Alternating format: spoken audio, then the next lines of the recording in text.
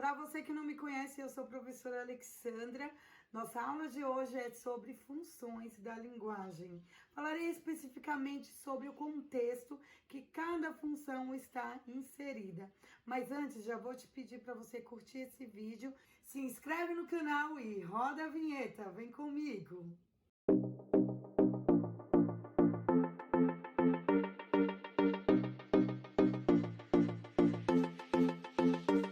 Português em ação, sem enrolação.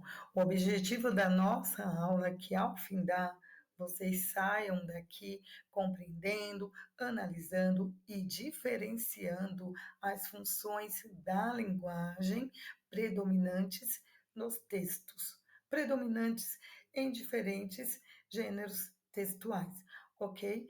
Gente, as funções da linguagem, ela gira em torno de quem? Da comunicação, da mensagem, da intenção, que ela é elaborada para determinado receptores, ok? Então vamos lá. Então é o seguinte, nós temos a comunicação, que é interligado, lógico, comunicação e linguagem, aqui ó, juntinho. Então temos a comunicação, esta comunicação nós temos a mensagem, como esta mensagem será passada. Toda mensagem tem uma intencionalidade e a comunicação também, né? Lógico, tem uma intencionalidade. Esta intencionalidade, assim como a mensagem, tem um objetivo. Como assim? Eles são o que? Elaborados pensando nos seus receptores, como esta mensagem irá chegar aos receptores, que efeito queremos causar, provocar aos receptores, tá? Por exemplo, se eu vou falar de uma forma conotativa para o meu receptor, de uma forma que obtenha um sentido figurado, um sentido que não é real, ou se eu vou transmitir esta mensagem de forma denotativa, sentido real, tá? Então, sentido literal, para que a pessoa entenda de forma direta essa mensagem. As funções da linguagem é importante que vocês compreendam desta forma a sua conceituação, tá? Para que depois, quando dividir, porque elas são classificadas em 6 tipos e cada tipo tem uma particularidade diferente. É o que iremos ver agora, tá bom? Nós temos a função emotiva, que ela é centrada no emissor, temos a função referencial, centrada no contexto e no referente, a função poética, centrada na mensagem, função fática, centrada no canal, função metalinguística, centrada no código, e por fim temos a função conativa, que também é chamada de função apelativa, que é centrada no receptor, quem recebe a mensagem. Eu dividi esta aula em 2 partes. Falarei hoje sobre as funções emotiva, né? A função emotiva, a função referencial e a função poética, tá bom? E na próxima aula eu falarei sobre a função fática, metalinguística e a conativa, ok? Então, função referencial, também chamada de função denotativa. É uma função informativa que transmite informações objetivas mediante o que? Exposições, gente, de dados da realidade. Gente, estou falando aqui que essa função é uma função denotativa, que é conhecida como uma denotação, tá bom? A linguagem denotativa. É óbvio que estará no sentido literal, no sentido real, tá bom? Da mensagem, de forma que clara e objetiva. Tá? Temos aqui como objetivo, que é informar ou referenciar algo, tá? Ou referenciar alguma coisa, que eu já havia dito, e quais são as características, né, desta função referencial ou denotativa. É uma escrita na terceira pessoa, singular, plural, tá? Ou plural, singular, ele e ela, eles, elas, plural. Então, o verbo estará onde? Na terceira pessoa do singular e na terceira pessoa do plural. Então, ela é impessoal porque está na terceira pessoa, tá? Não tem como dar uma opinião aqui, né?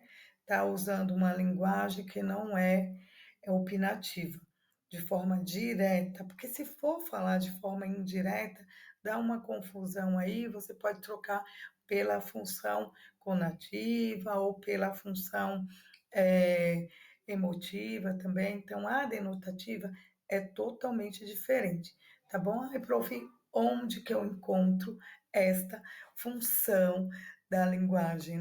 Então, vocês encontram esta função referencial ou denotativa em diferentes tipologias, né? Textuais, como, por exemplo, artigos científicos, artigos jornalísticos, notícias de jornais, livros didáticos, bulas de remédio. Olha que importante isso. Bulas de remédio, vocês sabiam que é a função referencial, ó, direta, sentido real, literal, né? Placas informativas, por quê? Pois são tipos de uma linguagem totalmente impessoal. Manteve aí o tempo inteiro a função apenas de informar. Eu trouxe um exemplo até aqui de um material didático, que seria aqui um livro didático, né? É, é o conceito de adjetivo. Adjetivo é uma classe de palavras que atribui características ao substantivo, ou seja, ele indica suas qualidades, né, e estados. Então, aqui é uma função referencial ou denotativa, tá bom? Função emotiva, também conhecida como função expressiva.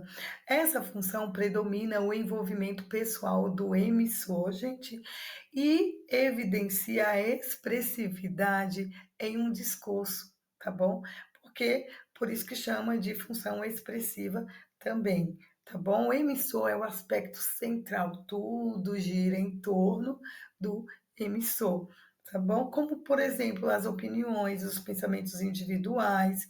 O principal objetivo aqui é transmitir emoções. Olha que legal. A função emotiva ou expressiva tem como objetivo transmitir as emoções. E as características? O discurso é escrito em primeira pessoa. Logo, se está em primeira pessoa, eu, o pronome também estará em primeira pessoa. Possui um caráter pessoal voltado totalmente para o emissor, que eu já acabei.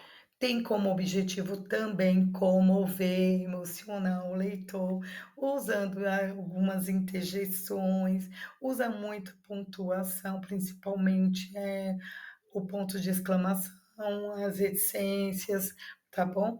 Então, os sinais de pontuação vai servir nesta função para provocar emoção a quem? A quem vai ler, ao interlocutor em determinado enunciado. Aí, prof, onde que eu encontro esta função da linguagem? Vamos lá? Você encontra esta função da linguagem em poemas, em cartas, diários, relatos também, relatos pessoais, e porque como tudo gira em torno do eu, né? Então, o diário, nossa, gente, é um exemplo. Lembra aquele diário que a gente escrevia quando era mais nova, adolescente? Então, tudo ali em volta do nosso eu, de primeira pessoa. Então, trouxe um exemplo aqui de um poema, até coloquei que são um dos exemplos mais fáceis de compreender, e eu trouxe uma música aqui, um trechinho da música da Adriana Calcanhoto. Eu não gosto de bom gosto, eu não gosto de bom senso, eu não gosto dos bons modos, não gosto. Então, não, aqui, ó, você vê que tem ainda um eu aqui, ó, implícito, ó, opa, um eu aqui implícito, que é um sujeito oculto, tá vendo? Então, eu, tudo girando em torno de quem? Do eu. Ó, que fofo. Eu. Porque essa função, ela predomina em torno de quem? Do eu, da primeira pessoa, tá bom? Para transmitir as emoções. Deu para entender, meu povo? E aí, agora a gente vai ver a próxima, que é as diferenças, coloquei aqui uma diferença para vocês não confundir a função emotiva com a função referencial, tá bom? Coloquei 2 exemplos para a gente discutir, falar um pouquinho sobre isso. Aí tem função referencial. A unidade escolar informa o recebimento dos produtos solicitados no dia 19 de janeiro de 2023. Agradecemos a rapidez na entrega da mercadoria. Então, quem é que está agradecendo? A unidade escolar, terceira pessoa, tá bom? Então, aqui está de forma o quê? Impessoal. Olha que bonitinho.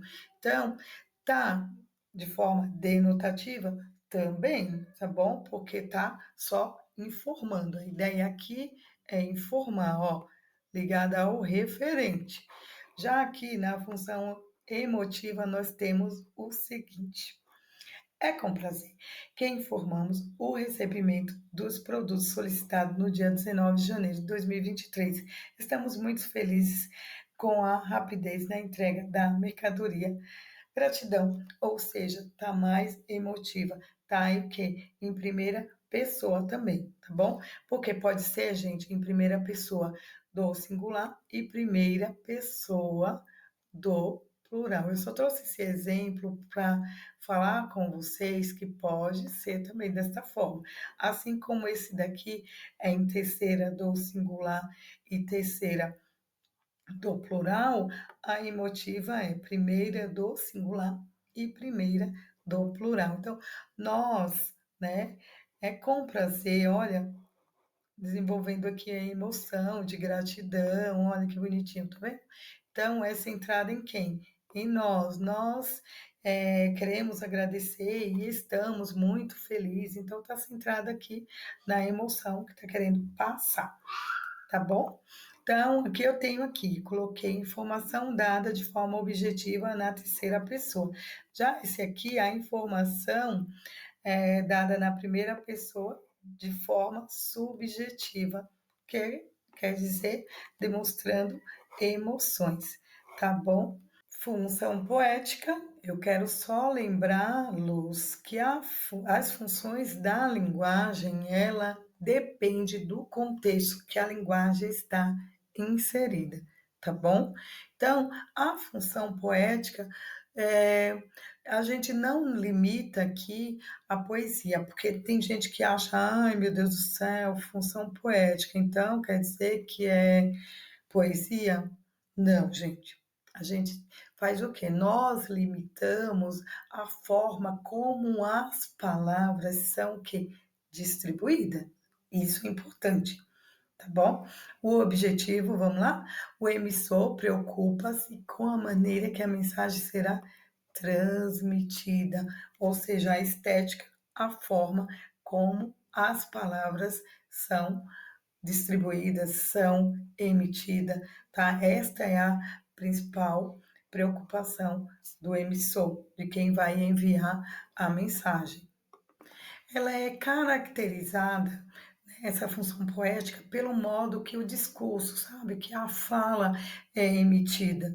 Por isso, gente, aqui há muitos elementos figurativos, ou seja, há muitas figuras de linguagem. Então, é uma função que a gente tem que prestar bastante atenção, porque o emissor preocupa-se muito com a forma como a mensagem é passada ao receptor, como esse canal, né, como essa mensagem chegará até o receptor.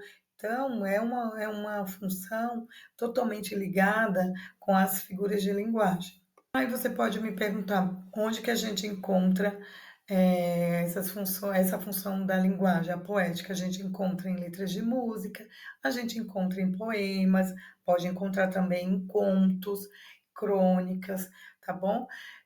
São palavras de forma, eu já havia falado que era de forma estética, e agora que vem o melhor, ela tem um sentido conotativo. Lembra que a referencial tem o sentido denotativo? A poética já tem o sentido conotativo. Então, o sentido figurado, o sentido que não é literal, por isso o uso das figuras de linguagem. Usa-se muito a metáfora, tá bom? Um sentido mais irônico. Então, é uma figura que a gente tem que prestar bastante atenção para a gente não confundir. Para que não aconteça essa confusão, você tem que observar os efeitos sonoros do texto, sabe? Observar o ritmo, as rimas, a caracterização, como é a formatação desse texto, a função poética. O texto é elaborado nesse sentido, então a atenção dela é dobrada, tá? Porque eu vou ler aqui um exemplo.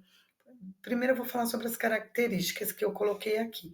Uso de figuras de linguagem, eu já havia dito, tá? Comum em letra de música, publicidade, a obra literária também, né? Então, eu falei sobre contos, crônica, nós encontramos muito também em obras literárias. Então, vamos a esse exemplo que eu coloquei. Publicidade de agência funerária, que também tem muitas figuras de linguagem nesse texto. Ó, o melhor plano de saúde é viver, mas vai que dá errado, entenderam? Então, é uma função poética, porque é carregada de figura de linguagem, tá bom? Agora eu vou dar um exemplo de um poema. Era um homem bem vestido, foi beber no botequim. Bebeu muito, bebeu tanto, que saiu de lá assim. Olha só como está a estrutura destas palavras, meu povo. Olha só, parece que ele está tão bêbado que está trocando o quê? As pernas, entenderam? Assim, ó, em zigue-zague. Esta é uma função poética, porque ela se preocupa com o quê? Como a mensagem é passada, como a forma que essas palavras são elaboradas. Então, vocês têm que prestar atenção nas características de cada função, para vocês não confundir. Agora, vamos responder duas questões de concurso aqui, né? Coloquei questões de concurso, mas as duas Enem, tá? Esse aqui foi Enem 2010. É a biosfera que reúne todos os ambientes onde se desenvolvem os seres vivos, se divide em unidades menores chamadas ecossistema, que podem ser múltiplos mecanismos que regulam o número de organismos dentro dele, controlando sua reprodução, crescimento e migrações. Gente, predomina no texto a função da linguagem. Qual função da linguagem predomina? Então, ela está perguntando qual é a função da linguagem que predomina. É a emotiva? Está centrada aqui no sentimento em relação à ecologia? É a fática, né? Porque o texto testa o canal. É a função poética, porque o texto chama atenção para os recursos de linguagem, figuras de linguagem. É a conativa, porque o texto procura orientar comportamento do leitor, ou é a referencial, porque o texto trata de noções e informações conceituais. Tá bem na cara, né? A biosfera, tô aqui conceituando o que é o que? Biosfera. Então, essa questão aqui é mamão com açúcar, tá bom? Referencial é o gabarito desta questão, porque o texto trata de noções e informações conceituais, ok? Agora a gente vai para a próxima questãozinha. Enem 2009, vamos lá. Canção do vento e da minha vida. O vento varria as folhas, o vento varria os frutos, o vento varria as flores, e a minha vida ficava cada vez mais cheia de frutos, de flores, de folhas. Aí, gente, está perguntando o seguinte aqui: qual função predomina também? Vamos lá? É a fática, porque o autor procura testar o canal, metalinguística, porque há explicações de significado das expressões, conativa, uma vez que o leitor é provocado a participar de uma ação poética, pois chama-se a atenção para a elaboração especial e artística da estrutura do texto referencial, já que são apresentadas informações sobre acontecimentos e fatos reais. E aí, Gente, olha como está aqui a estrutura: folhas, frutos, flores, ficava, ó, folhas, flores e frutos. Como está a estrutura? Logo a gente já vê que é um poema aqui, né? Então, esse poema está chamando a atenção da elaboração do quê? De como a estrutura do texto é elaborada, gente, tá bom? Então, tem uma função poética, porque a função poética são palavras de forma estéticas, tem um sentido conotativo e é carregada de sonoridade, ritmo, tá bom? Esta função, ela é caracterizada desta forma porque elabora um sentido de uma forma estética do texto. Então, a resposta correta aqui é a função poética, letra D, tá bom? E é isso, meu povo. Agora vou mostrar que tem o gabarito e a segunda letra D. E nós temos aqui as minhas redes sociais. Tem o Instagram, tem aqui Português em Ação. E é isso, gente. Curte, comenta, compartilha, salva e compartilha também com seus amigos que precisam ver este conteúdo, tá bom? Um beijão da Prof.